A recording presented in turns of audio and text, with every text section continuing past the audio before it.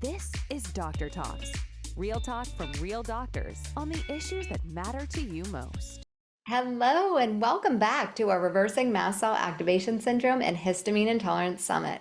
I'm your host, Dr. Meg Mill, and today I'm joined by my esteemed colleague, Dr. Becky Campbell. Dr. Campbell is a board certified doctor of natural medicine who is also the author of the 4-phase Histamine Reset Plan and Low Histamine Cooking in Your Instapot. So we are going to talk all things histamine, MCAS, and really dive into even some of our personal journeys. So I am so excited to have this conversation.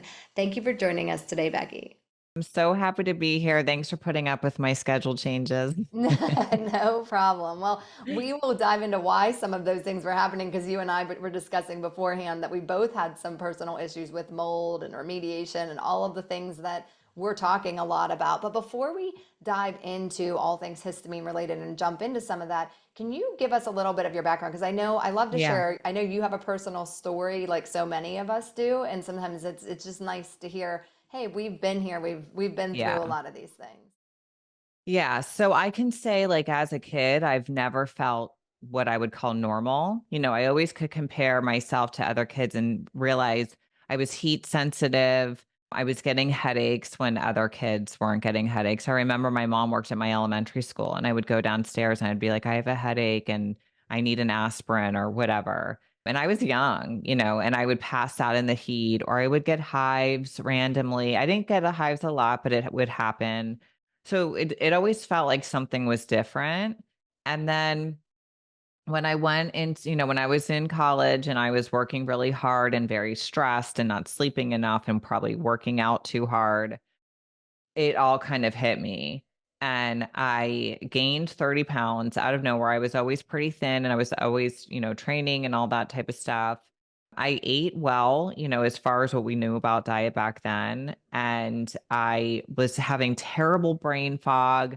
My hair was falling out. And I was getting really bad anxiety. I was finding myself sitting in class and having to leave because I was so anxious.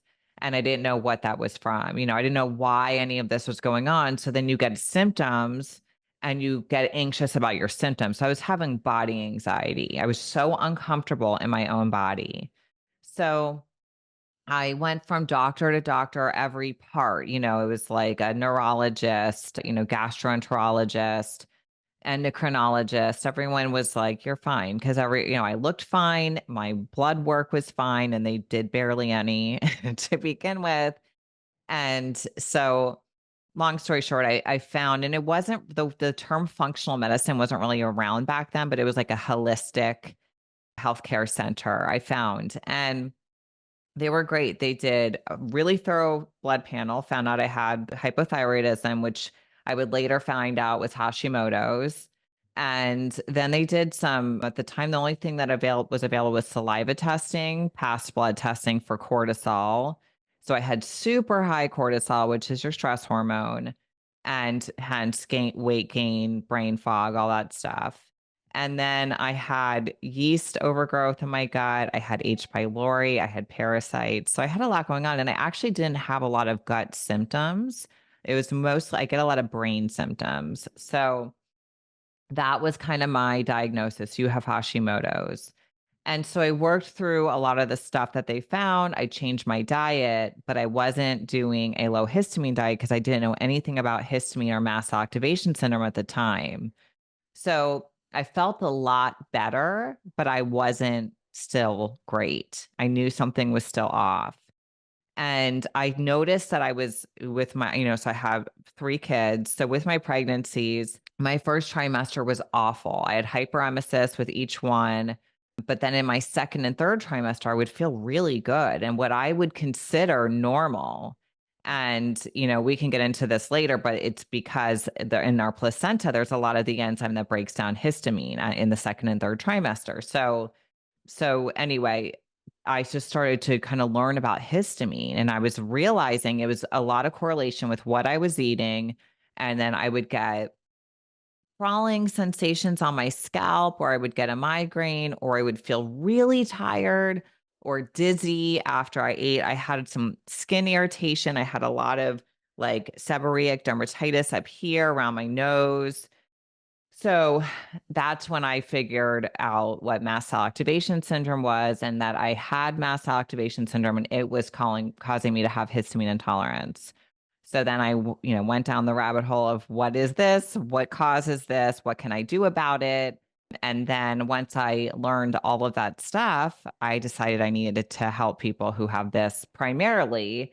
I mean, I work with a lot of things, and that's when I wrote my book on histamine intolerance. And mostly in our practice, we see a lot of the histamine mast cell type of people. Yeah, that's really that so many of the things you're saying sound like my life too. I Hmm. know. My mother actually even just recently said, "You've always just been so sensitive to this world." And I was like, Yes. she said that to me as an adult like 3 months ago because it's like looking back at all the things that you're saying, why are all of these things happening to me but no one else? And so Yeah. it builds up over the years. And I also had the such bad anxiety and didn't realize all of these things were connected. And I think it's tricky for people because when you think of histamine, you're thinking of allergies. I mean, we just Yeah. think of that, but there's so many more symptoms because we have receptors everywhere. Yeah, and I never really had allergies, Hmm. So you think histamine, you think Zyrtec. And Hmm. that's as Yes. far as your brain goes with histamine. And going back to the point of being sensitive, that's probably been my biggest issue with all of this is being so sensitive and learning that I'm a poor detoxer from, doing testing and stuff. And that I hold on to every single toxin I come into contact with, which makes me so sensitive. I used to be extremely food sensitive, extremely chemical sensitive. And, then you start getting self-conscious because you feel like the person that everyone thinks is weird, no one can relate to you around you. And you're embarrassed to say that, the sun is making you feel weird. The smell is making you feel weird. The food is making you feel weird. And it's really hard. And it's really hard to connect with people. It's hard to be in a relationship. It can really affect so many areas of your life that people really don't understand. Yeah, it's invisible. And so I think that's a lot of, Exactly. and especially when you're going to your doctor and they're saying, you're fine, you look good, everything's okay. And you're like, everything is not fine. I am not No, feeling fine. exactly. So Yeah. when you work with people that are having a lot of these sensitivities, I know that's one of the problems that we see. Okay, we're trying to do some of these things to detox for treatments, but we're reacting to everything. Where do you start? Yeah. So I've had to learn this the hard way. And I had to really learn it by learning myself. I was someone who could never take supplements. If you gave me a supplement, I would feel terrible. And it's because your brain starts to see everything. When you become sensitive, your brain sees everything as a threat. So you take a supplement, even magnesium, I couldn't tolerate. You see it as a threat. Your body doesn't like it. It reacts. It's because my sympathetic nervous system, which is our fight or flight, was so like alert, high alert all the time that everything made me feel bad. So I know how these sensitive patients are. I know how they feel and they want to do the work and they want to jump in and they want to take the supplements. So we have to back off for a minute with that. The first thing I have people do, if they're sensitive, if we know that they can't tolerate supplements, we work first on brain retraining. So this is not what I do. I don't teach people how to do this, but you're basically, teaching your body not to see something and remember it as being a threat over and over and over, right? So you're trying to break that cycle, create new neural pathways. So we use different brain retraining systems. There's people I love, like the Gupta program is really good. My friend Lindsay has a program. She's a company called The Vital Side. So I usually refer people to order one of those like online program. They can do it at home. Start with that. Even if they can just start being aware of their breath, like we're like this all the time. And we're, especially if you're in sympathetic overdrive. So I'm always like, let's check yourself for a second, check in with your body, relax your shoulders. Are you breathing? Are you taking a good breath in and a nice slow breath out? And if you're not, start doing that. Like even starting there can be really helpful. And then once people get that, whether they're doing meditation and breath work or they're doing a program, once they get their nervous system to calm down a little bit, I'll start doing gentle detox. So It depends on the person, what I'll do with them, but something as simple as dry brushing, we'll have them start doing dry brushing a little bit, just get that lymphatic system kind of moving because we have these different pathways that we're pushing toxins out of. And with so many people with histamine intolerance and mast activation syndrome, they're not doing that well. We have a lot of different SNPs in our genes. So they're not working the way that they're supposed to. And that's part of the problem. So we want to get you to be able to move stuff out. And you can't think of taking like a supplement to kill a gut infection or to pull mold if you can't push it out. So I want to make sure you're pooping, make sure you're drinking enough water, make sure you're sweating, all the ways, make sure you're getting that lymphatic drainage. So you can start with dry brushing. You can even do like a little bit of rebounding, which is jumping on the trampoline. Just it helps move that lymph. I am obsessed with the infrared sauna. That's my has been a game changer. It's been the biggest game changer in my health journey overall because I don't really sweat. I mean, even though I work out, I don't work out to that degree where I'm like pouring in sweat. And sweat is such a great way of getting toxins out of the body. So infrared sauna, castor oil packs over the liver. People really do well with that. And sometimes you get a little dizzy when you put it on the first time, but that's just showing you how much you have going on circulation, circulating in there that's not coming out. So I always have people start really slow with that and then work their way up. So those or Epsom salt baths are really good too, or even a foot bath in Epsom salt if you don't have a bathtub.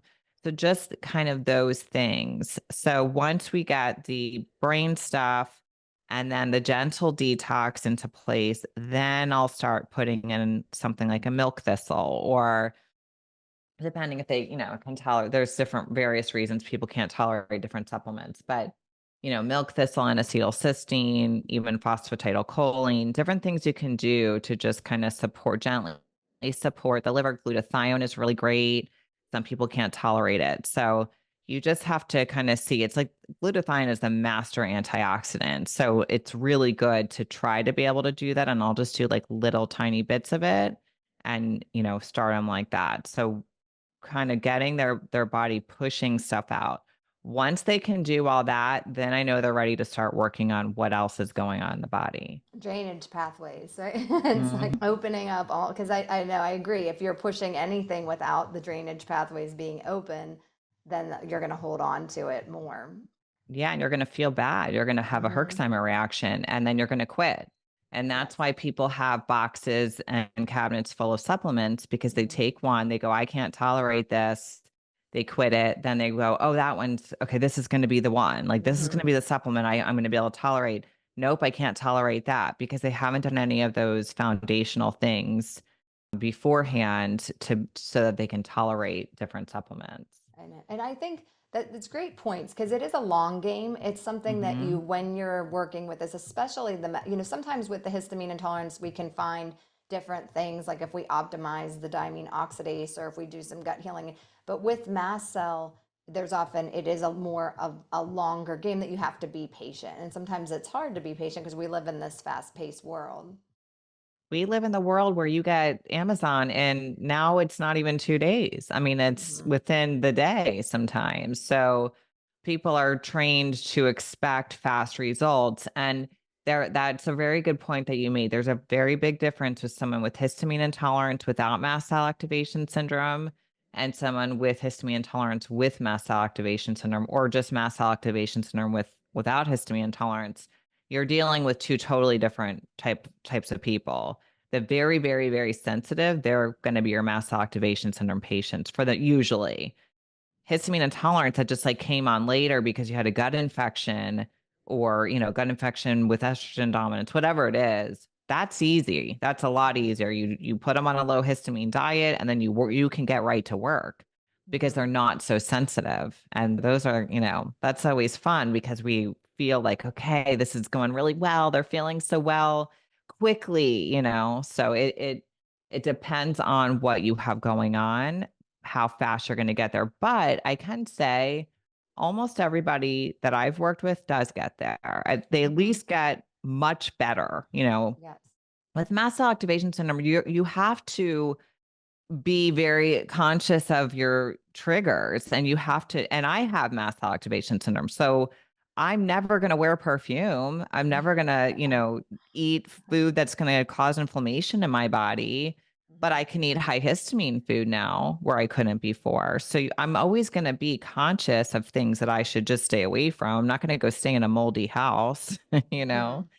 Yes. So it just depends. Those are great points. I'm with you because I have teenage daughters, and I had to actually say to one of my daughters, like, you cannot wear perfume until you leave this house. She wants to wear perfume, and all her friends are starting to, so she'll spray it. And I'm like, oh my gosh, Yeah. it makes me so sick. So we had, it's one of those things. And again, I think again, you're saying like, okay, you feel different, that I'm the one that can't tolerate the smell. But as long as I know that and can express it, then we're good, and you're in an environment that isn't showing that. But the food, I love how you also said expanding your diet, because once you get a lot of these things under control, the low histamine diet can feel limiting because there's so many healthy Very. foods, but you can Yeah. often tolerate many of the foods that you couldn't once you get some of the underlying issues under Oh control. yeah. I always say the low histamine diet is not the cure to histamine intolerance. It is a tool to use while you're working on what's causing it. Mm-hmm. So my goal with my patients, and just the message I want to send to everybody, is start with a low histamine diet. It's going to help you. It's going to help you fast feel better, as much as you can without getting to the root of the issue. But start there, then work on the other things. And then, because people go, well, how long do I have to do this diet for? I'm like, well, if it's the only thing you're doing, you're going to always do it, right? You have to get to the root of it. So start with the diet, then work on the other things, gut health, mold, whatever it is that's causing the histamine intolerance in the first place. And then you can start adding back some of the higher histamine foods and see how you do. But I don't ever, recommend people eat just trashy foods. Like, Mm-hmm. high histamine foods are very nutrient dense. So Mm-hmm. I want them to put those back in, but I don't want them to put in like gluten, Yeah, because yes, there's no, just I agree. no Yeah. point. It doesn't serve anybody. Yes. So So we're looking for, but it's nice to, I think it's one of those things because you can give someone the low histamine diet and it can feel overwhelming. And that's why you and I both have systems that are in place for people to support throughout the process. But then it is adding them back in and seeing, okay, what do I tolerate? And then the threshold of what you can, I think threshold can be an issue too, of how much yeah, you eat of and something. yeah, exactly. Or what, and I like to use the histamine bucket analogy. Okay, Hmm. well, what's filling up your histamine bucket? Is it stress, mold, vitamin deficiencies, hormone imbalance, and gut infections? Don't bother trying Hmm. that avocado, Yes. but get rid of some of that stuff, right? And Hmm. then you can start, then there's room in that bucket to add some back in. But some days your bucket might be fuller because you're very stressed. Or you may be in an environmental situation. You may have gone to someone's house, they've got plugins going, they've got maybe some mold or whatever it is, and or they're wearing perfume or whatever the situation, and you're not going to be able to tolerate it that day. Or you may have some alcohol and then you really can't tolerate. You have to just balance everything out. So you always have to be thinking about that bucket, and you have to understand that if you started adding back high histamine foods and you were doing great, and then one day you can't, you didn't fail. Like, you're not done for. You're not like starting over. You just had, your bucket was full that day. Maybe it was full that week. And you certainly need to start looking and go, okay, what's going on this week? Am I very stressed? Did I not sleep? Did I do too much exercise? Something. What is triggering me? And then figure that out. And then you can go back to adding back more of those foods. So it's gonna vary. Yeah, that's a great point. Even with hormones through the month, so Oh yeah. estrogen increase as Yeah, well. with ovulation, around ovulation, I have some people who only have histamine intolerance right before ovulation, right around ovulation and the week before their period, when Mhm. estrogen's doing this, right? And then otherwise they're fine. So I'm like, then just be conscious of that. Also, we're like, well, why, maybe your estrogen's going too high, and we work Yeah. on that kind of stuff too. But, there's a lot of different variations of why this is happening. Yeah, those are all great points. And I know one of the things that you and I talked about before we got on is the fact that we both had some remediations in our house. with mold. And that's another thing that can be at the root of a lot of these issues. So can we dive into that a little bit? Yeah. Yeah. So I have found, so I wasn't doing mycotoxin testing on everybody. I was testing pretty much everyone for gut and hormone stuff first. And then I'm like really realizing, wow, these people have mold, and I was like, so I started testing my patients for mycotoxins, and so many of them are coming up high. And so what happens is mycotoxins, so mold, right? It spits out these toxic chemicals called mycotoxins. And those are microscopic. They're just in the air. You can walk through them and have no idea you did. And they get into the lungs, but they go past the lungs into circulation. And they start affecting us everywhere, right? They're lipophilic. So they love fatty areas. They love the brain. They love the liver. They love our vessels. So when you have mycotoxins in your body, they're activating your mast cells. Your mast cells are going to come in to go, well, what is that threat? Let me, send out histamine and all these other inflammatory chemicals to get rid of that threat, which is the mold. And if that mold's in your body, your mast cells are constantly being activated. So mold alone, I think, can cause mast cell activation syndrome. So if you're living in mold or being exposed to mold, you have to get out of that environment. So this is why we were talking about everything that we're going through right now. It's hard. Mold is hard. It's one of the least favorite things I have to tell a patient is you have mold. And sometimes it's a past exposure, which is easier. But if it's a current exposure, you have to figure out, okay, where's the source? It's not always easy to find. I was telling you off air that my house is 5 years old. I bought it 3 years ago.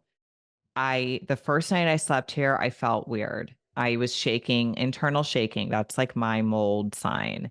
I didn't know exactly at the time. I thought I had too many EMFs here. I was unplugging all the Wi-Fi, everything I could do.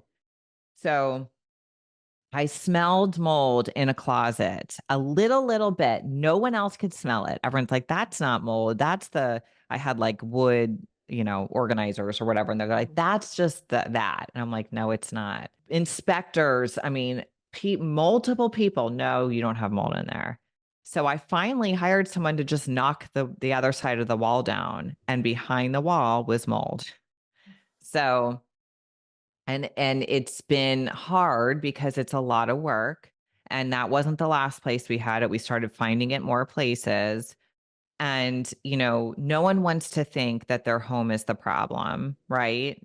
This is where we spend most of our time. No one wants to think that this is the reason we're sick. And it doesn't have to be an older home. Your home can be beautiful. It has nothing to do with that. It just has to do, sometimes building material gets wet when they're building your house, they install it and mold starts to grow. And then there's the problem gets worse and worse. So anyway, if you are trying different things and you're working on the gut, you're working on stress, you're working on all these things and you're just not feeling well, it's time to start looking for mold, because I have found it is the culprit. And probably 70% of the people I work with have had either a past exposure that's still bothering them or they're living in it now. When you see people that have that's something I know a lot of people will be asking. Now, how do you determine if it's a past exposure or if you're currently living in it? Yeah. So it's hard to know. I would love to say the testing tells me, but the testing is hard because if you're a poor detoxer, so the way the testing works, so what I do different types of testing. I'm just going to talk about the urine test today. So with the urine test, you're putting urine, they're finding mycotoxins in the urine because that's how we eliminate them, right? But if you're a very poor detoxer and you don't have good kidney function, that's not going to show up. Or it might show up like the bar's this big. And they're like, oh no, I don't have it. I'm like, yes, you do. You have it. You're just a poor detoxer. So we can provoke it. Sometimes I'll go do the sauna before your next test. And then it's like coming up, it's higher. So So it's hard to know based on the test. But if I see someone it's really high, I'm like, you're living in it. I think you're living in it. Now your next step is maybe do an ERMI test. If you don't want to hire an inspector, maybe start with an ERMI test where you're collecting dust or sending it in, a lab's telling you if they found different types of mold in your house. Or you can find a good inspector, which I don't know if you've interviewed any, but there are some very good mold inspectors that can help you either globally or they can help you find someone in your area. So, but it's important, to find someone who's going to be thorough, because I know a lot of people and I still had the wrong inspectors here, but I had to listen to my gut. I knew something was off because I could smell it. I was lucky that I could smell it. Many times mold is there's no smell. The smell is not the mycotoxins. Mycotoxins don't smell. It's the other, like the VOCs and aldehydes and alcohols that mold emits that has a smell once it hits oxygen. So if it's hidden behind a wall, you're not going to smell anything a lot of the time. But if you're just feeling bad let's say you notice you leave your house and you feel better, or you go on vacation and you feel better and then you come home and you start feeling bad again, you probably have it in your home. So I would say test your body, see if you show up anything, then test maybe with an ERMI test. And then if that comes up, you want to then probably get a proper inspection. We can link all of those in the summit. I have a summit resource page, and we'll Okay. link all of those so people can have resources and look depending on where they live and all of those things. But yeah, it is a process, and it is hard to, it is I had someone call me one time and she said, I want to work with you, but you have to promise me that you won't test me for mold.